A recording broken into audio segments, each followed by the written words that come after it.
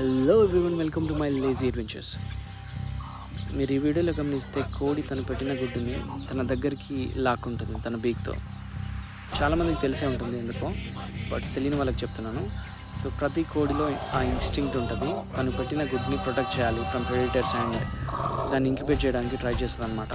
So సాధారణంగా 10 to 12 eggs లే చేస్తుంది అండ్ ఆ పీరియడ్ కంప్లీట్ అవ్వగానే it would go to a phase wherein which it would only sit on eggs to protect them and వాటిని వామ్గా ఉంచుతూ everyday rotate చేస్తుంది అనమాట. అలా చేయడం వల్ల ఆ ఎగ్లో ఉన్న ఎంబ్రియో అనేది ఆ షెల్కి స్టిక్ అవ్వకుండా ప్రాపర్గా వామ్త్ తగిలి అండ్ దాంట్లో ఉన్న ఎంబ్రియో చిక్ కింద డెవలప్ అవుతుంది 21 daysలో.